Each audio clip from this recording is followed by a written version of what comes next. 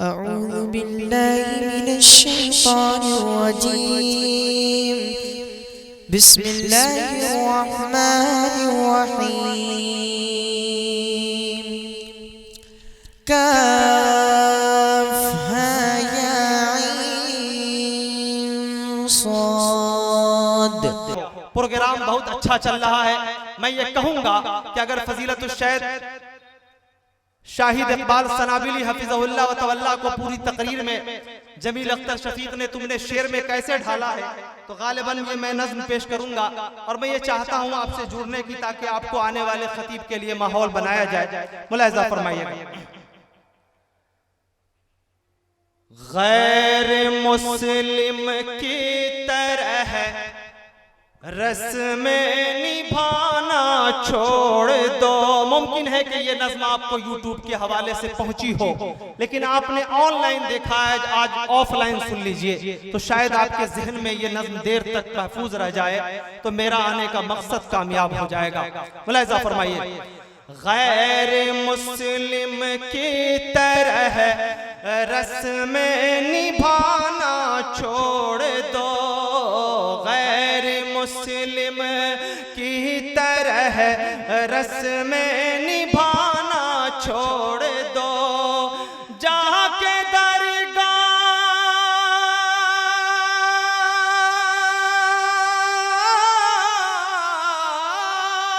جا کے درگاہوں پہ یوں میلہ لگانا چھوڑ دو, غیر مسلم کی طرح رسم نبھانا چھوڑ دو. حضرات یہ پہلا شعر کتنے لوگوں کو اچھا لگا ہے ہاتھ اٹھا کر کے مجھے بتائیے.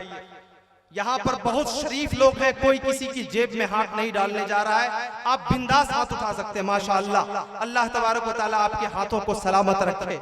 یہ ہاتھ اٹھانے کا ایک فائدہ یہ ہوتا ہے کہ اگر بغل والا آدمی اونگ رہا ہے تو کم از کم اجلت میں آپ کے جلد بازی میں ہاتھ اٹھانے کی وجہ سے وہ جاگ جائے گا اور مجھے یہ احساس ہو جائے گا کہ وہ کہاں پہ آیا ہوا ہے. اللہ تبارک و تعالیٰ آپ کے بیٹھنے کو قبول فرمائے. ملاحظہ فرمائیے. غیر مسلم کی طرح رسم نبھانا چھوڑ دو, مانگنا جو کچھ بھی ہے وہ مانگ لو اللہ سے, مانگنا جو کچھ بھی ہے وہ مانگ لو اللہ سے. قبر والے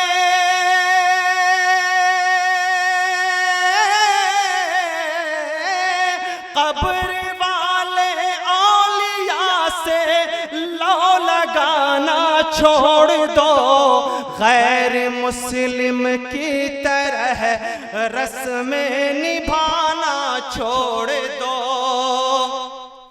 ایک ہی اللہ سب کا رازق و مالک بھی ہے, ایک ہی اللہ سب کا رازق و مالک بھی ہے.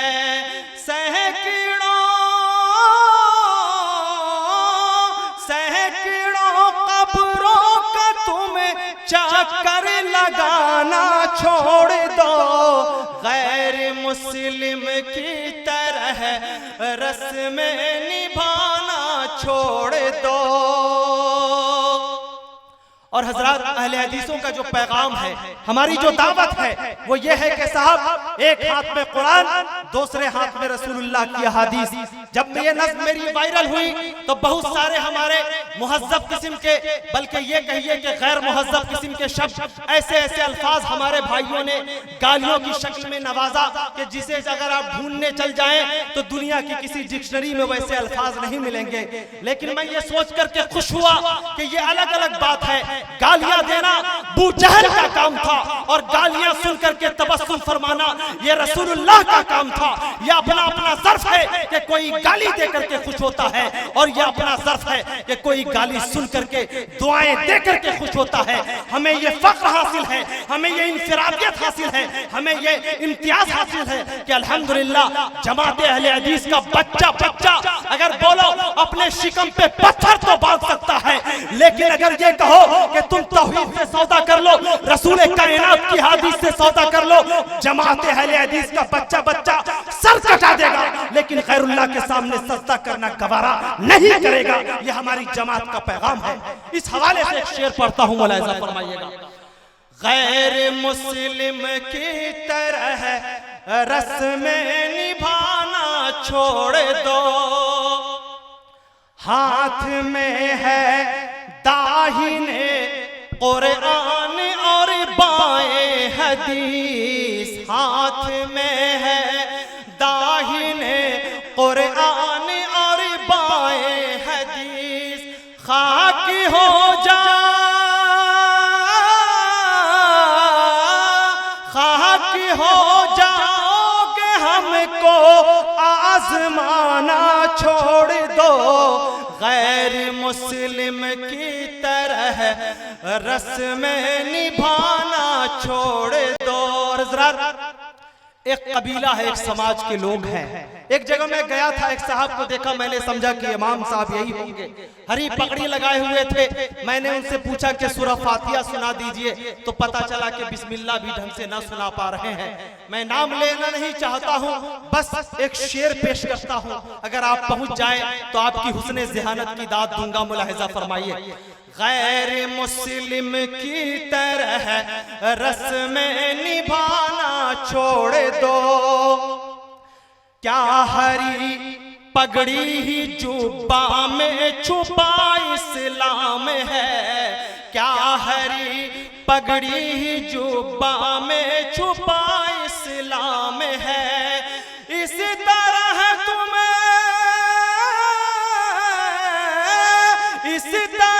تمہیں قوم کو الو بنانا چھوڑ دو، غیر مسلم کی طرح رسمیں نبھانا چھوڑ دو۔ اور وہ بھائی جو گالی دیے تھے ان کے حوالے سے ایک مقطع ملاحظہ فرمائیے۔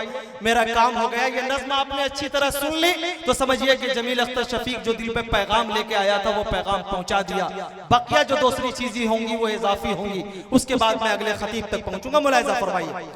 غیر مسلم کی طرح رسمیں نبھانا چھوڑ دو، کیا شفیق اس دور میں حق بولنا بھی جرم ہے، کیا شفیق اس دور میں حق بولنا بھی جرم ہے، دو ٹکے کے